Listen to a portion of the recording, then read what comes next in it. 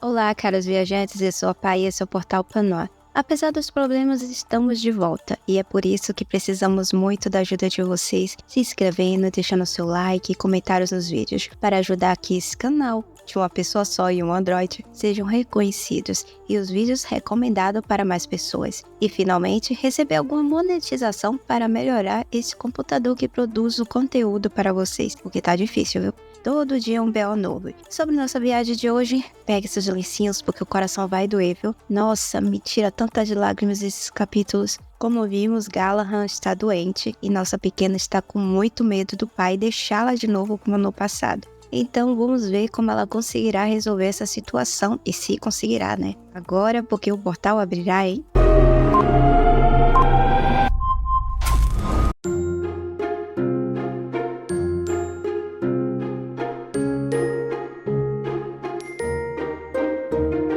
Depois que Galahad caiu no escritório do imperador, ele não conseguiu mais sentir um lado da sua perna. Foi necessário o pai ajudá-lo a chegar na carruagem com apoio depois de Cleveland. Todos estavam preocupados, mas Galahad não queria acreditar que era para tanto. Assim que chegaram na mansão, ele foi colocado em seu quarto e o Dr. Marley foi chamado. Ele disse que não poderia dar certeza do diagnóstico ainda, e talvez isso fosse porque Tia estava no quarto no momento e por ser uma criança não queria tocar nesse assunto na frente dela. Tia estava desesperada, ela só conseguia pensar em seu passado, quando foi obrigada a ver o pai morrendo aos poucos. A doença que se manifestou nele paralisava os membros um por um. Começou pela perna direita, depois a esquerda, seguiu para os braços e finalmente atingiu seus pulmões, fazendo-o sentir dor até não conseguir mais respirar. Ela lembrava e se apavorava com cada detalhe que passou naquela época. Por isso os adultos à sua volta ficaram preocupados com sua reação. Galahad tentou não assustar a filha, dizendo que tudo ficaria bem, que era apenas um músculo contraído, mas ela, melhor do que todos ali, sabia que não era nada disso. Agarrando-se à esperança de não permitir que tudo fosse igual ao passado, ela fingiu acreditar em suas palavras e lembrou a ele do piquenique que haviam combinado, que seria adiado até ele melhorar, mas ainda aconteceria. Bullock sugeriu que ela fosse trocar de roupa, pois ainda estava vestida com as roupas do banquete e pediu que a dama de companhia dela, Laurie, a acompanhasse. Ela aceitou, mas assim que saiu do quarto, pediu a Laurie papel e caneta e solicitou um guarda, pois enviaria uma carta naquela noite para a academia. Ela estava decidida a impedir o avanço da doença. Assim que Tia saiu do quarto, o Dr. Marley admitiu que tinha uma ideia da doença de Galahad. Era a Tembro, ou Temblu em algumas scans, uma doença sem cura. Bullock não aceitou essa conclusão e disse que o médico estava enganado. No entanto, Galahad o interrompeu, pois sabia que as chances de o doutor estar errado eram mínimas. Então ele perguntou quanto tempo lhe restava. O doutor não queria definir o tempo imediatamente, mas, diante da insistência de Galahad, disse que, com base nas manifestações dos sintomas, a estimativa era de 1 ano. Bullock pediu ao doutor que voltasse mais tarde para fazer mais revisões e ter diagnósticos mais precisos. Assim que o doutor saiu do quarto, Bullock desabou. Não conseguia aceitar que essa era a doença de seu filho mais novo, uma doença sem cura, onde a morte seria lenta e dolorosa. Galahad não merecia isso. Bullock estava em uma fase tão grande de não aceitação da realidade que achava que o Dr. Marley era velho demais e poderia ter se enganado. Portanto, achava melhor buscar outra opinião médica. Já Galahad pediu a atenção do pai e, demonstrando total aceitação de sua condição, pede a Bullock, caso ele não conseguisse melhorar da doença, que cuidasse de sua filha, pois ela era ainda muito nova para passar por isso. Bullock não aceitava aquelas palavras e até reclamou com o filho, pois ele já está pensando daquela maneira. Indo em direção à saída do quarto, ele diz que fingiria não ter ouvido nada daquilo, pois Galahad não deveria pensar que tudo havia terminado. Só que Galahad o impede de ir imediatamente, dizendo que se a doença fosse realmente Tembro, ele teria que começar a organizar as coisas a partir daquele momento. Ele queria que Tia tivesse um bom futuro, mesmo sem a sua presença. Bullock perguntou quando ele deixou de ser um menino para ser um homem. Bullock promete que Firenze, como uma Lombardi, seria protegida por ele, não importando o que acontecesse. Isso deixou Galahad mais tranquilo. Ele então pediu para o pai chamar Cleveland. pois precisava resolver os assuntos da loja. Tia era sua única herdeira, logo herdeira de suas lojas, e ele precisaria preparar muitas coisas junto a Clérigon. Nesse momento fica evidente que Galahad já estava realmente desesperado, querendo resolver tudo de uma única vez. Ele sabia que aquela doença incapacitaria ele ao longo do tempo e queria evitar que ficasse pior. Então corria para deixar tudo preparado enquanto ele ainda tinha condições de fazê-lo. Isso parte meu coração. Se agarrando ao amor por sua filha, ele se esforçaria para ajudá-la até o fim. Ai, tadinho do meu bebê. Depois de trocar de roupa, tia voltou para o quarto para visitar o pai. Ele a recebeu feliz, pedindo que ela não se preocupasse, pois o médico havia dito que não era nada demais, que ele só havia se esforçado um pouco, mas tudo ficaria bem. Ela abraça o pai, entendendo bem que ele mentia para ela a fim de não assustá-la. No entanto, ela, que já havia vivenciado isso, sabia que sua condição pioraria nas próximas semanas. E ele não passaria de 3 meses. A expectativa dada o Dr. Marley estava bem longe da realidade. No Palácio Imperial, Pérez continuava se esforçando em suas aulas de esgrima.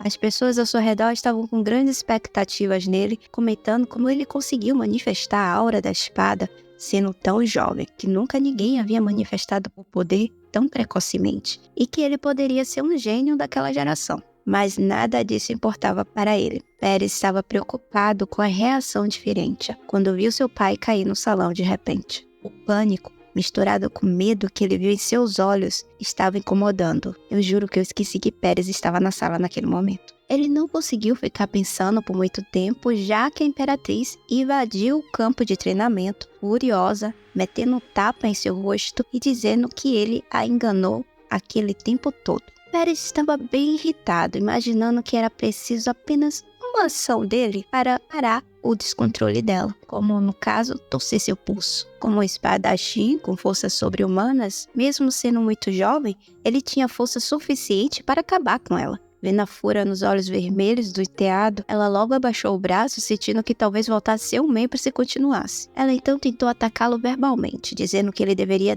ter desaparecido há muito tempo, da mesma forma que a mãe dele. O que ela não contava era que o imperador Ioannis estivesse bem atrás dela ouvindo tudo. Ignorando-a, ele vai até Pérez e pergunta se o tapa que ela havia dado nele doeu. Pérez diz que estava tudo bem, e o imperador pede que chame um curandeiro para ele, enquanto insulta o comportamento da imperatriz. Aproveita também para questioná-la se ouviu mesmo ela chamando o segundo príncipe de lixo, e lembra ela que metade do sangue de Pérez vinha de sua linhagem, e pergunta se ela estava chamando a família imperial de suja. A imperatriz, ainda furiosa, comenta que era um fato inegável que o imperador sentia tanta compaixão pelos miseráveis que até deitou com uma em sua cama, e continua dizendo que ficou sabendo do que rolou na festa da fundação e que ele havia sido muito severo com a Astana. Ioannis nem acredita que ela achou a atitude dele severa. E sem parar de falar, porque ela estava naqueles dias, ela comenta que a ação não era justificada,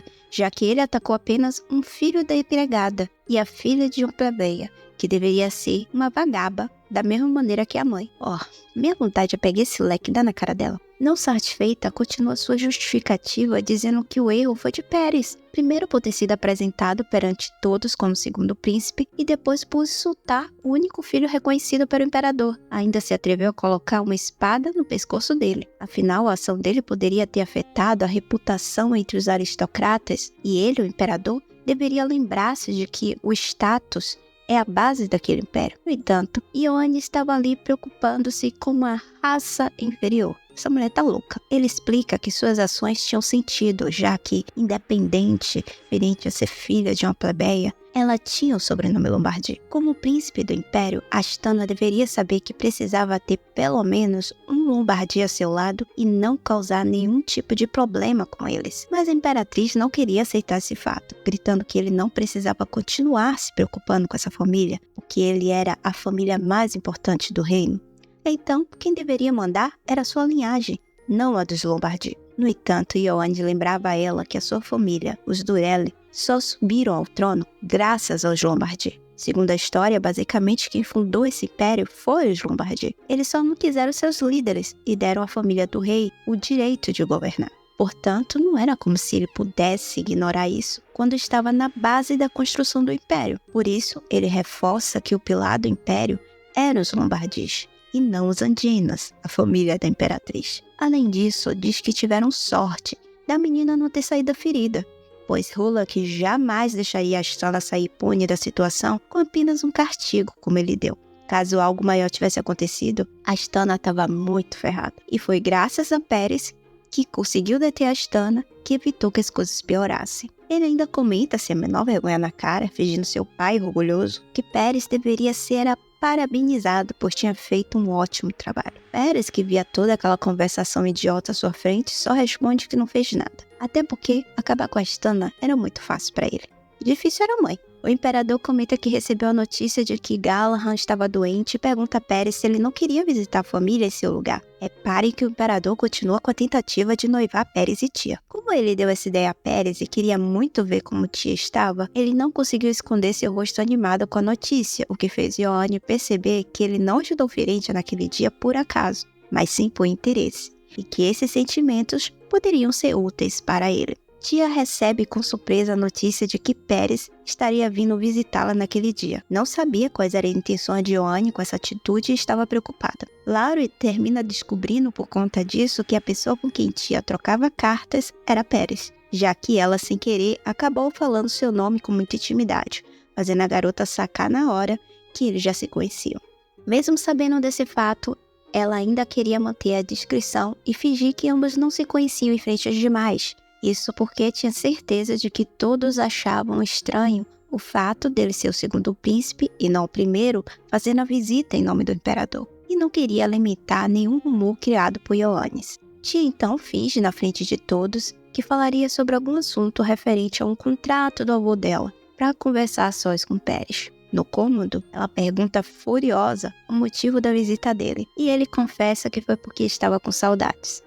Apesar de o objetivo oficialmente de sua visita ser o pai dela, ele queria vê-la. Além disso, mostrou a ela que o imperador tinha confiado a ele uma carta importante que deveria ser entregue ao chefe da família.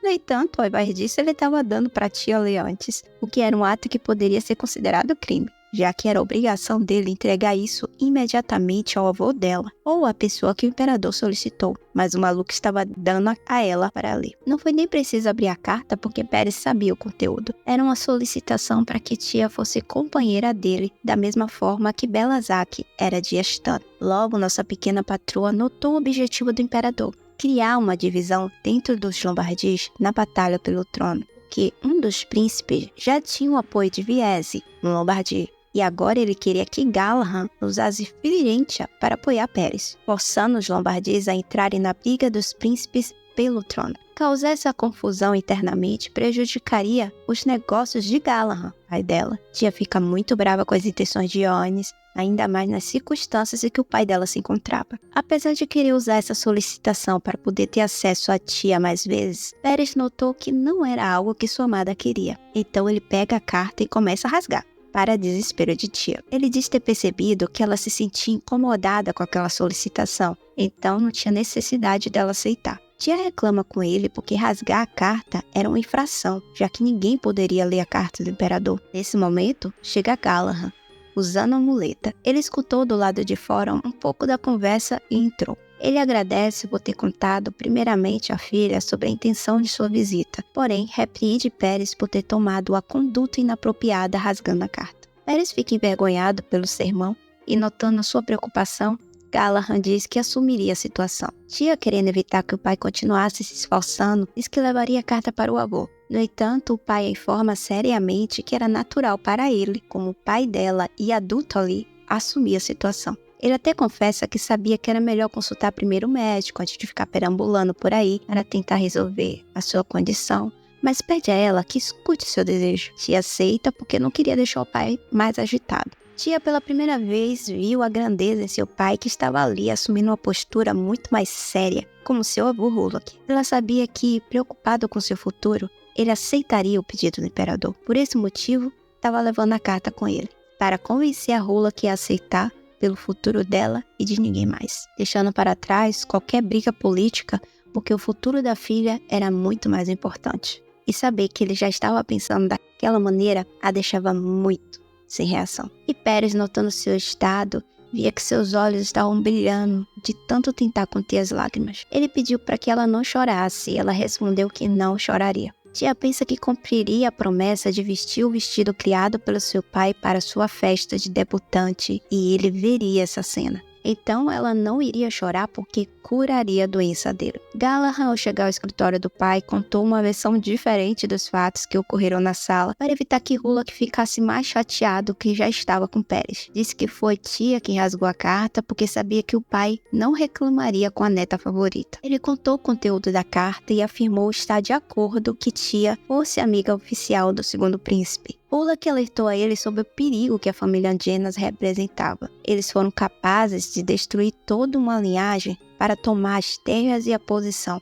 devido à ganância que sentiu. Ele se referia à família Brawl, da qual Keitel fazia parte. Também alertou o filho que, independentemente do quão despreparado e imaturo Astana fosse, ele ainda era o filho legítimo do imperador, fruto do casamento dele com a imperatriz real. Pérez, por outro lado, era filho fora do casamento e não tinha apoio de outros nobres. A ação de apoiar a ideia de Ioannis de aproximar Firentia e o segundo príncipe para Hulak poderia ser um tiro no pé, colocando tia em maior risco. Porém, Galahad disse que confiava em Pérez e no poder que ele teria. Pérez havia prometido cuidar da filha dele. Como era inevitável fugir daquela situação, ele estava disposto a apoiar o que fosse realmente bom para sua filha. Querendo ou não, se considerada amiga de um príncipe real, também daria à tia poder dentro da família. Não seria fácil mexer com ela. Por isso, ele queria seguir com aquele plano. Hulak, sabendo que o filho não mudaria de opinião, disse que aprovaria sua decisão, mas que esse plano não passaria de companheirismo. Ele se referia que nada de casamento. E ainda disse ao filho que não precisava se preocupar com aquilo, pois cuidaria de tudo de acordo com a vontade dele. E que Galahad deveria se concentrar em sua recuperação, pois Hulak não pouparia nenhum centavo da enorme fortuna dos Lombardis para encontrar a cura de sua doença. O filho fica emocionado e agradece ao pai.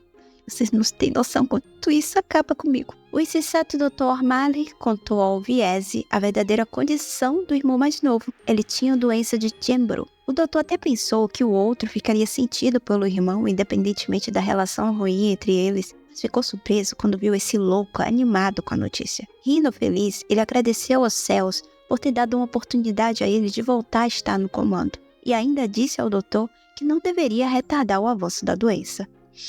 Eu posso gastar meu réu primário agora com Viese? Posso. Fingindo que seu pedido era mera preocupação pelo estado sofrido que seu irmão ficaria com a progressão da doença, ele incentivou o médico a não fazer nada para impedir. O médico ficou desesperado, dizendo que não poderia fazer aquilo, que Hulak ficaria até zangado se soubesse que ele havia pedido isso a ele. Mas então Viese lembrou ao médico que ele estaria em situação pior, por ter contado a ele um segredo familiar. Afinal de contas, quem se sairia pior? O primogênito e suposto futuro patriarca, ou o médico que sequer era da família? Percebendo que a balança ia contra ele, o médico tenta se defender, dizendo que só havia contato porque o próprio Viese fingiu preocupação com o irmão e disse que queria ajudá-lo. Mas Viese, frio e nojento como era, só lembrou ao doutor que Galahad havia ganhado favores do pai por um curto período de tempo e que agora, com aquela doença, ele, o doutor, deveria pensar bem em que ele serviria de agora em diante, se quisesse manter seu emprego ainda ali na mansão Lombardi. O Matt fica ali no corredor sozinho, só pensando no quão o bocão dele deixou a situação bem complicada. Eu não suporto esse médico. Desde o que ele fez com Stella, não vale nada. Tia estava passeando, mostrando o jardim para Pérez, já que agora fazia parte de sua obrigação passar tempo com ele, sendo amigos oficiais. No entanto, sua mente estava dispersa, pensando na situação do pai. Isso foi notado por Pérez, que quis saber a situação de Galahad, se era muito grave, já que ela passava boa parte do tempo pesquisando ervas medicinais. Até então, ele não sabia qual era a doença de Galahad. Ele até ofereceu o poder de seu título para que ela tivesse acesso à biblioteca imperial e pudesse pesquisar nos livros do palácio. Tia sabia que se as pessoas de fora soubessem da doença real do seu pai, os negócios dele cairiam. Foi ordenado a todos que estavam próximos no dia em que ele caiu de cama que não comentassem para ninguém sobre a doença, mantendo aquilo em segredo. No entanto, ela decidiu não enganar mais Pérez, escondendo dele o que estava acontecendo. Pérez ficou muito nervoso quando descobriu qual era a doença, porque ele sabia o que ela significava. No entanto, tia pediu que ele não se preocupasse, pois conhecia alguém que faria a cura. Essa pessoa já devia até estar a caminho da mansão porque enviou uma correspondência solicitando sua presença. E mais para si mesma do que para o amigo, ela disse que o pai ficaria bem e que nada de ruim aconteceria. Pérez viu em tia a mesma atitude que sua mãe teve um dia sobre a própria doença, achando que a morte não os alcançaria e que tudo ficaria bem. Ele só aceita suas palavras sem mais considerações e até oferece para ela biscoito de chocolates produzido por ele mesmo, dizendo que se ela se sentisse cansada, era só comê-los para se animar. Nossa, muito prendado. Tia fica até chocada por ele mesmo ter feito os biscoitos e agradeceu porque estavam realmente muito gostosos. Pérez fica muito feliz por ela estar gostando de algo que ele produziu. Tão feliz que tia não pôde ignorar seu rosto lindo e emocionado. Ela achava que ele sempre foi uma criança muito bonita e continuava ficando mais lindo com o passar do tempo. E pede para que ele nunca machucasse aquele rosto em seus treinamentos com esgrima, porque a beleza dele era um tesouro nacional. Pérez fica, claro, encabulado, mas ele diz que, pra ele, quem era bonita era ela, e bem próximo ao seu rosto. E adivinha agora quem ficou corada? Porém, o clima foi quebrado pela chegada de Belazaq e Astalil e o irmão mais novo do segundo, Crane. Assim que ficou sabendo da visita do segundo príncipe, Belazaq foi correndo ver e já chegou fazendo comentários desagradáveis, como ele sempre faz, né? Querendo duelar com Pérez, como se ele tivesse alguma chance de vencer. Viritia pede que Pérez só o ignore, mas o primo não gosta da atitude dela e começa a ofendê-los, dizendo que ela estava aproveitando que ambos vinham de origem plebeia para flertar com o segundo príncipe. Esse garoto não tem o mínimo de noção da vida. É que nem o pai. Pérez estava prestes a dar uma lição nele, mas tia o impede e assume a liderança da discussão. Pergunta ao primo se ele havia esquecido da ordem de não chamá-la de mestiça e da restrição de chegar perto dela. Se ele não tinha um pingo de noção da realidade. Olha, eu acabei de perguntar isso. Ela sentia vergonha que alguém como ele fosse considerado seu primo. E o outro ainda se sente ofendido por ser chamado de estúpido. Tia recorda ele sobre a ofensa dirigida a Pérez, lembrando ao primo se ele havia esquecido que Pérez era um príncipe reconhecido pelo imperador. Então, ofender sua liagem era o mesmo que ofender o imperador e o império, e mandou que ele repetisse, se tivesse coragem. Petva, recebendo que falou besteira, Belazaq resolveu meter o louco. Perguntou se ela tinha como provar que ele disse alguma coisa. E novamente, voltando à sua ousadia, caminhou bem próximo de tia para ameaçá-la, dizendo que nada impedia ele de fazer algo contra ela, que era basicamente questão de tempo. Vendo que a arrogância do primo não tinha limites, tia só precisou chamar Pérez para ele atender a sua solicitação. O menino ativou sua aura, apontando a espada bem no pescoço de Belazaq,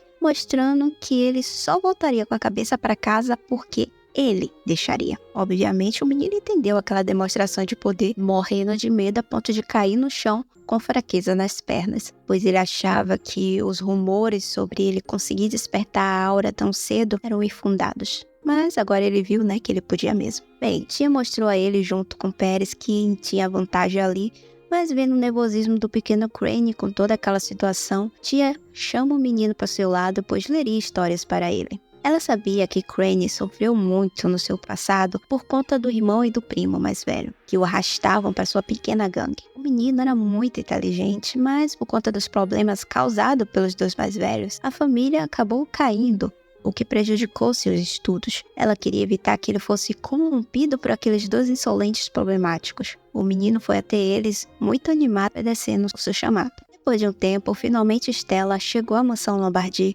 e foi recebida na porta por Firenze. Tia já tinha preparado todo o laboratório que ela usaria em suas pesquisas com material e livros. Ela sabia que a futura farmacêutica médica levou 5 anos para descobrir a cura da doença no seu passado, porque ela ingressou muito tardiamente à academia. Mas graças a ela e suas recomendações importantes, ela conseguiu reduzir esse tempo de pesquisa. O problema era que o Dr. Marley, que era contra Stella no tratamento de Galahad, dizia para Rola que ela tinha pouco tempo de academia como justificativa para não ser capaz de curá-lo, até porque a doença de Galahad era incurável. Ele dizia que era impossível que ela tivesse passado 3 anos estudando sobre a doença quando mal tinha informações sobre o assunto para poder estudar. Só que Stella não era mais tão bobinha igual antes e falou claramente para Rola que claro que ela tinha noção da diferença enorme de se criar uma pomada, como ela fez, para pesquisar a cura de uma doença. E como ela foi reconhecida como uma das médicas dos Lombardis, era dever dela levar a sério a segurança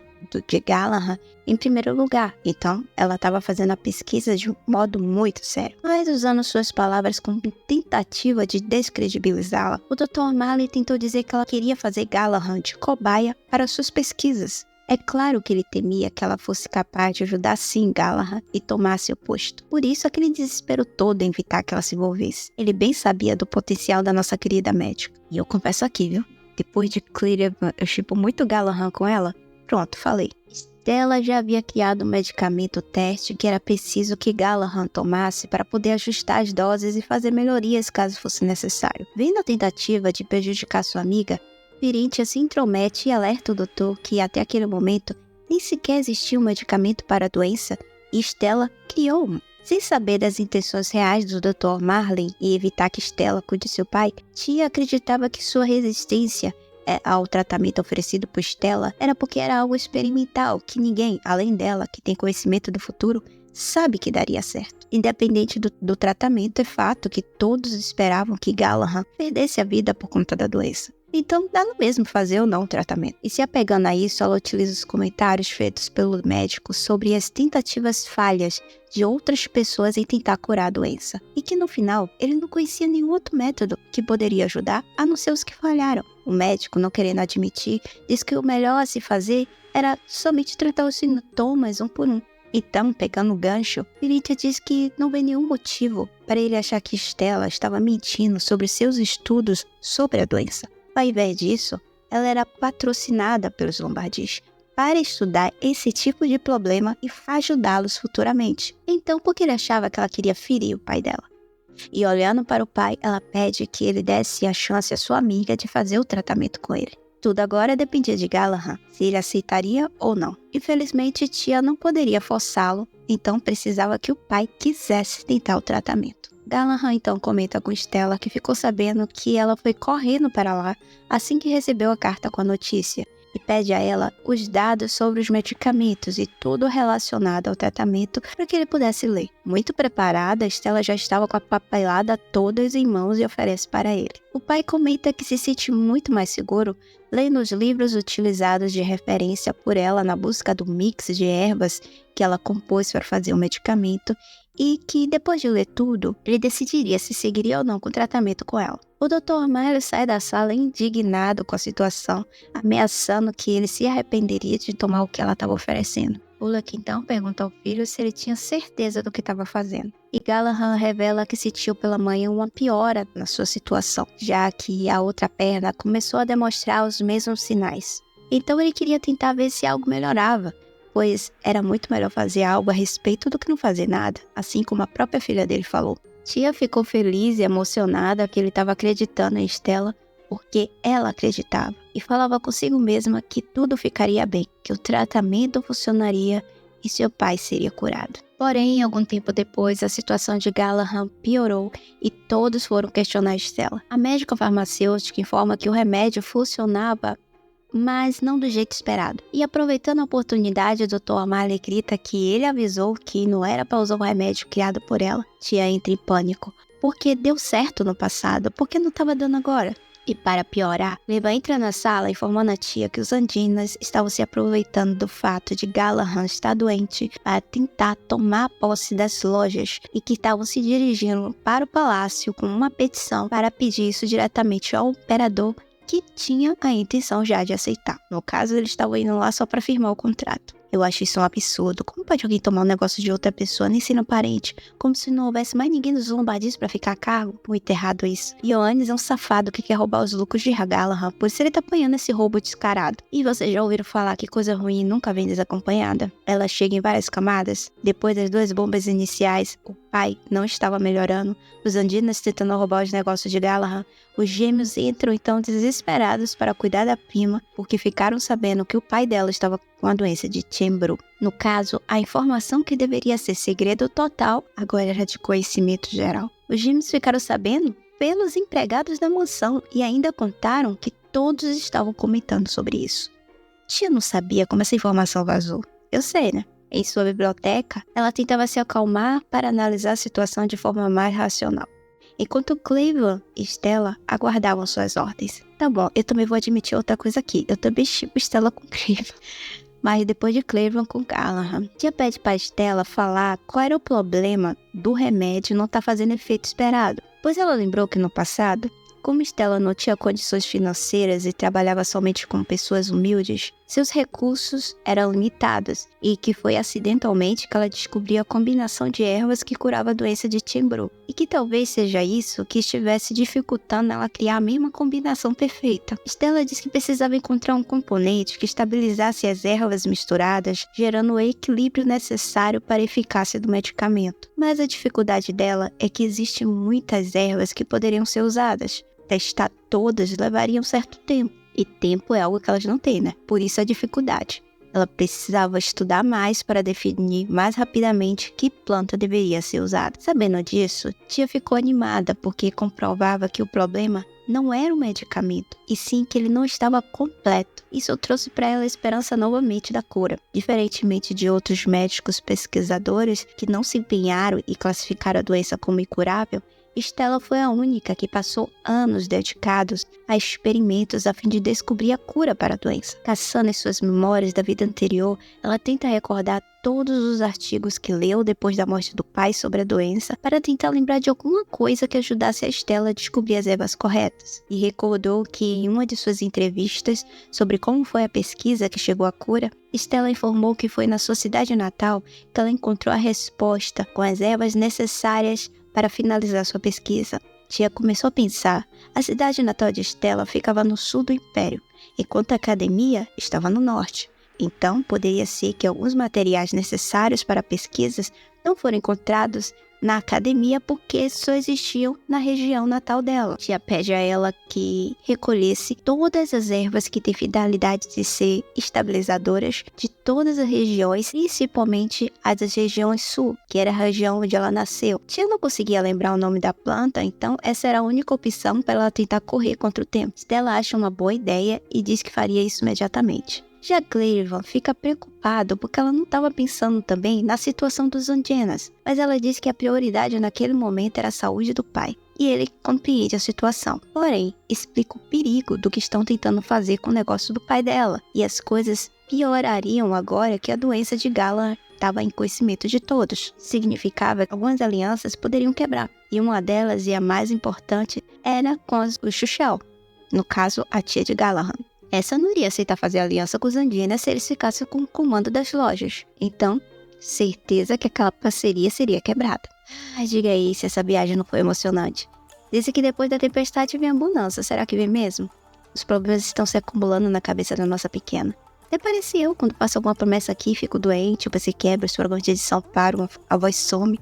Vixe, eu bem entendo o desespero de tia nesse momento. Só um chazinho de camomila nessas horas e o apoio de vocês com likes e comentários, é claro, pode ajudar. Esse incentivo ajuda a superar todas as dificuldades que abrir esses portais para vocês. Conto com seu apoio. Nosso portal fica por aqui e nos vemos nos próximos. Bye bye!